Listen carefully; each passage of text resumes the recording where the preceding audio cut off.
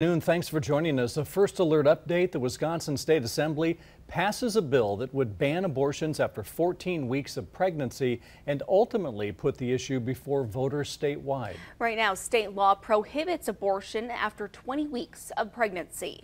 There is a life there, a human life. And we as a society should protect that innocent life. And I wish the people of Wisconsin universally agreed with me on that. The bill's supporters say closing the window after 14 weeks could save more fetuses. If signed into law, the proposal would set up a statewide referendum during April's election asking voters whether the 14-week prohibition should take effect. If that referendum passes, the ban would take effect after the vote results are certified. Stay out of the way, folks.